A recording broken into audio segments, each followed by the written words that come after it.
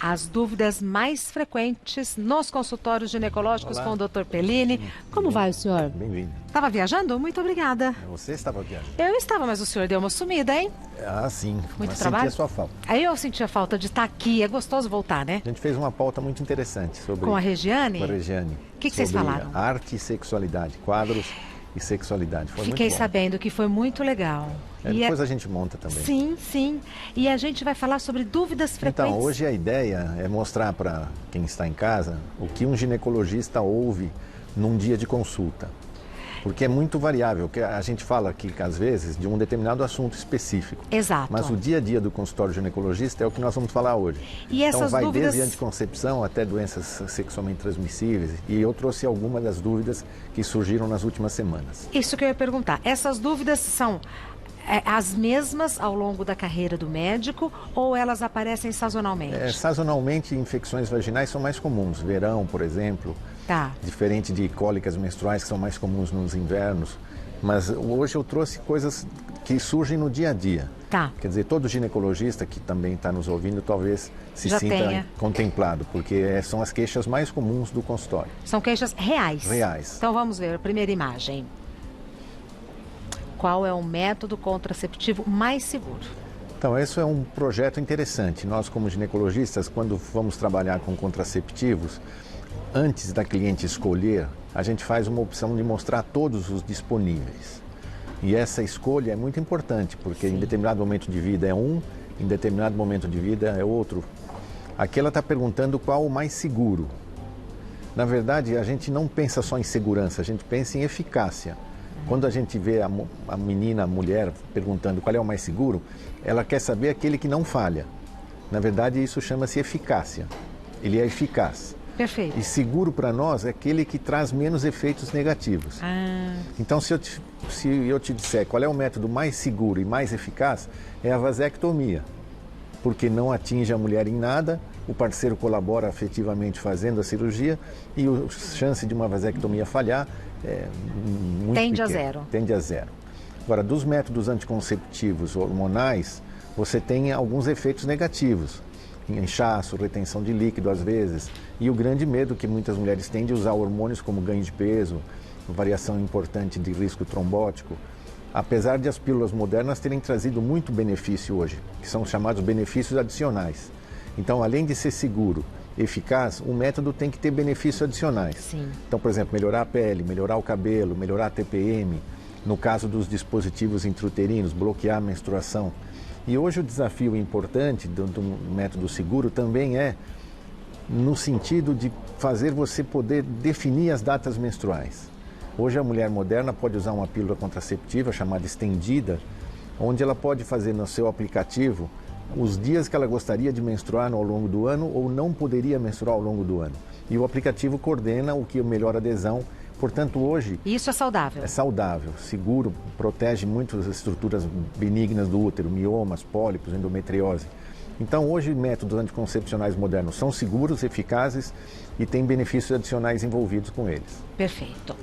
Próxima dúvida comum no consultório. Com qual regularidade a mulher deve visitar o ginecologista? A grande maioria das clientes vem ao consultório para fazer o chamado exame preventivo de câncer, chamado antigamente Papa Nicolau, hoje histologia oncótica. Então toda mulher aprendeu desde a sua herança familiar que deve fazer uma visita uma vez por ano para fazer prevenção de câncer. Na verdade, mulheres... Isso só no Brasil? É mais no Brasil. Nós temos esse conceito, Tradição. porque algumas sociedades não permitem que essa mulher faça exame com especialista todo ano. São os médicos generalistas, Inglaterra, Itália, por exemplo. Você tem que ir no generalista. E aí ele seleciona o ginecologista. Tá. Aqui no Brasil não, a cliente vai no ginecologista individualmente. Eu quero ir no ginecologista. E ela geralmente vem para fazer prevenção de câncer. Mas o ideal para mulheres acima de 40 anos é fazer também a mamografia. E para mulheres jovens com parceiros sexuais múltiplos, controle de doenças sexualmente transmissíveis também. Então, mulheres jovens devem fazer uma vez por ano, mulheres acima dos 60 anos, talvez 6 em 6 meses. Perfeito. Próxima dúvida. O ponto G feminino realmente existe? Essa é uma grande mágica que se discutir hoje se existe ou não. A palavra ponto G vem do professor Grafenberg, um professor alemão que definiu uma área de 3, 4 centímetros abaixo do clitóris na face anterior da vagina. Teoricamente nunca foi diagnosticado, porque existe mesmo anatomicamente falando. Hoje se sabe que o clitóris tem uma expansão mais volumosa abaixo do pube, que pode ser simplesmente isso. Então, existe o ponto G? Teoricamente, se você se estimular e sentir prazer nesse local, para você ele existe. Mas é muito agressivo querer que uma mulher ou um parceiro localizem um ponto que não se sabe se existe. Eu gosto de brincar com as clientes assim, mostrar o teclado do computador. Você vê a letra G, ela é a letra mais central do computador. E ao lado tem a letra H, tem a letra F, e eu brinco com ela. Veja, o ponto G está no meio do H, que é o humor, o F, que é o H, e tem o... Então eu mostro as letras em volta do ponto H, do ponto G, e é como um teclado. Você tem que aprender a teclar todas as teclas, né? E a cliente ri, a gente ri junto. Exato. Ah, então essa minha reação é a reação ótima. Próxima dúvida. Você vê que a palavra humor tem a ver com ponto G, né? Exatamente. Porque parceiros com repertórios divertidos e bem-humorados ajudam muito. Opa, né? Na vida, né? Na vida, né? Cólicas e secura vaginal são normais na menopausa? Então, essas queixas aparecem muito frequentemente, porque a secura vaginal ficou uma coisa muito conhecida. A gente não tinha essa informação no passado. As mulheres não nos procuravam com secura vaginal, nos procuravam com ondas de calor. Porque a mulher menopausada tinha pouca vida sexual no passado. Ah, então nem sabia. Ela nem se preocupava com isso. Hoje, a onda de calor incomoda, mas o ato sexual incomoda mais. Principalmente porque os parceiros, nesses últimos 20 anos, estão medicados com medicação que promove ereção. Então, aquilo que te cutuca à noite não é mais o cotovelo, é o parceiro que está ereto. E aí a vagina seca faz com que ela sinta dor. Então, muitas vêm nos ver hoje porque a vagina está seca.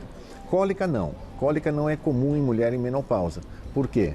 O útero deixou de menstruar, a camada menstrual não descama mais, então você não tem liberação de prostaglandinas que provoca a cólica. Cólica é mais frequente na mulher que menstrua, apesar de nas mulheres na menopausa está muito comum a constipação também. Então, às vezes eu tenho essa queixa. Eu tenho constipação, tenho cólicas para evacuar e tenho vagina seca. É comum.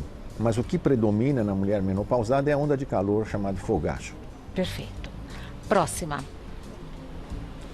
É comum a vontade incontrolável de fazer xixi várias vezes ao dia? Não é comum. Na verdade, não deveria ser. Mas, infelizmente, com a vagina seca em muitas mulheres, você tem mais cistites de repetição. Então, vontade de fazer xixi muitas vezes no dia chama-se polaciúria. E irritação urinária causada por uma queda da bexiga, ou às vezes porque há infecções residuais maltratadas, ou vaginites. Às vezes você tem uma vaginite por cândida, ela irrita o canal urinário e você é obrigado a urinar várias vezes. Mas 3 ocasiões de cistites durante o ano leva você a um processo chamado cistite de repetição e merece tratamento bem interessante, bem feito, porque a bexiga pode fazer pequenas microúlceras e levar ao que se chama cistite intersticial, fenômeno crônico, difícil de tratar. Então, você teve uma queixa desse tipo, vontade de urinar várias vezes por dia, ardência urinária, urina manchada de sangue, é importante o tratamento imediato. Ô, doutor Heleno, essas dúvidas foram as dúvidas que o senhor foi coletando nas últimas semanas ou ao longo da vida? Não, durante essa última semana a gente fez uma caixinha de sugestões. Lá no consultório? Eu sugeri que viria ao seu programa para falar sobre queixas do consultório. E as clientes não precisavam se identificar, mas se quisessem as suas perguntas respondidas, além da sala de exame, eu responderia no seu programa. Então, são perguntas feitas para você também. Que legal. E alguma pergunta o senhor se surpreendeu, porque nunca foi feita no consultório, mas na caixinha sempre anonimamente foi? Tá aí, né? É? Ah, tá. Vamos ver. Essa era a minha pergunta. Próxima, vamos ver. É possível sentir o DIU durante a relação sexual? DIU é um procedimento intrauterino anticoncepcional. Existem 2 modelos clássicos, um chamado DIU de cobre, o outro chamado DIU de levonorgestrel. Um bloqueia a menstruação, o outro não bloqueia, durante 5 anos evita a gravidez também. Mas eles têm um fio que permite a retirada quando termina esse prazo de 5 anos. Sim. Esse fio é cortado pelo ginecologista no momento da inserção, numa posição que ele possa ver cada vez que faz o exame e quando for retirar possa puxar com uma pinça de posi facilmente. Infelizmente, para se cortar esse fio, o ginecologista tem que ter habilidade para cortar o fio de forma plana, com uma tesoura curva. Porque se ele cortar com uma tesoura reta, o fio fica com a ponta. Não se vê. Não, o fio fica com uma pontinha. Imagina, você tem eu corto assim, Tá. fica circular. Sim. Mas se eu cortar assim, Perfeito. fica uma ponta. Fica uma e essa pontinha, infelizmente, toca no pênis do parceiro e pode incomodar. Isso é simples, a gente corta de forma adequada. Mas quando a cliente sente o DIU, ou o marido sente o DIU, a gente tem que investigar, porque às vezes o DIU desceu e o que está tocando no pênis do parceiro não é mais o fio, mas sim o próprio DIU. A gente vai entrar com as perguntas que o pessoal de casa mandou, Sim. mas eu queria saber a dúvida que surpreendeu o senhor. Aí, né? O senhor lembra qual que é, não? Não, geralmente são clientes que estão preocupadas na seguinte fase: se o orgasmo é vaginal ou o orgasmo é clitoriano. E hoje essa queixa se tornou muito frequente. Não era comum no passado a gente ouvir esse tipo de relacionamento. Era o orgasmo e ponto. Mas hoje tem clientes que têm orgasmos, por exemplo, com masturbação no seu clitóris e não conseguem ter na penetração com seu parceiro. Então surge a ideia para elas de que seja um orgasmo vaginal e um orgasmo clitoriano. E na verdade a gente tem que desmistificar dizendo que é um orgasmo só. Tá. Mas o orgasmo não é um presente da natureza para as mulheres. Ele é uma conquista. Então é muito interessante dizer a essas meninas e mulheres que elas têm que aprender sozinhas e depois sim ensinar o parceiro como que ela obtém orgasmo. Porque se depender do parceiro, um parceiro um pouco afoito, um pouco ejaculador precoce, vai tornar essa mulher praticamente sem chance de ter orgasmo. Por isso, masturbação, estimulação local, hidratação é incentivada. Coisa que no passado a gente não fazia. Era muito raro o ginecologista incentivar a sua cliente a se masturbar. Hoje, praticamente, é o que a gente ensina a todo ginecologista, que a parte de sexualidade é importante e deve ser discutida no consultório. Mas ainda assim não é dito no consultório e quando tem caixinha de sugestão aparece a pergunta. Orgasmo é vaginal ou é clitoriano? Tá. Né? A gente vai responder perguntas do pessoal de casa. Sim, Peço que o senhor sem me dúvida. aguarde Até já. um minutinho. Perguntas do pessoal de casa para o Dr. Eliano Pellini. Vamos começar com a da Maíra. O que significa o sangue amarronzado durante a menstruação? Bom, Maíra, isso é uma característica interessante porque poucas mulheres entendem que o sangue que está dentro do útero e vai ser menstruado, ele é um sangue que não foi oxidado. Então ele é vermelho, mas quando ele desce pelo colo do útero e entra na vagina, ele entra em contato com o ar. E o ar oxida. Lembra que o sangue tem hemoglobina, que é um pigmento de ferro. Sim. Quando entra o ar, esse sangue é oxidado e muda de cor. O sangue menstrual, portanto, ele tem uma cor diferente do sangue vivo que está nas artérias. Efeito do ar. Do ar que oxida, da ferrugem, que faz o ferro virar ferrugem. Agora, é importante lembrar que o sangue menstrual ele não coagula mais, porque ele coagula dentro do útero e depois desfibrina. Então, o sangue menstrual é um sangue fluido que a natureza prepara para passar pelo colo do útero sem causar desconforto. Porque se você tem coágulos grandes, tem cólicas, é sinal que está sangrando acima do normal. Então, o sangue amarronzado, final de menstruação, é o que a gente chama de mancha ou escape, é um fenômeno comum, frequente, muitas clientes referem como borra de café, uma característica muito comum na pílula também, que toma pílula, nos DIUs, que sangram um pouquinho. É sinal que é muito pouco sangue oxidado pelo ar que entra na vagina. Perfeito. Então, não significa nada. Benigno. Significa... Agora, não pode durar mais do que aqueles dias pré e pós-menstruais. Tá, perfeito. E no caso de pílulas ou DIUs, não pode sangrar a longo tempo, além de 3, 4 dias. Tá certo. Próxima pergunta. Camila, qual a melhor forma de preparar o banho de assento contra infecção vaginal? Bom, Camila, na verdade não era necessário fazer banhos de assento, duchas, nada no passado em mulheres que tinham os pelos pubianos íntegros, porque os próprios pelos fazem uma proteção ao orifício vaginal. Mas com a modernidade, a grande maioria das mulheres se depilando, fica um ponto vulnerável, porque tem sem proteção alguma. Praticamente nenhuma, e o abafamento, o calor, a umidade em excesso muda o pH. Então o pH da vagina é 3,5, da pele é 5, a pele seca, mais abafada, pode ir para 6. E isso faz bactérias intestinais crescerem dentro da vagina. Não há necessidade de fazer banho de assento ou duchas. Teoricamente não há necessidade mais. Mas vale a pena você usar o seu sabonete predileto, de preferência neutro, e depois sim acidificar. Existem vários chamados sabonetes íntimos que acidificam o meio vaginal.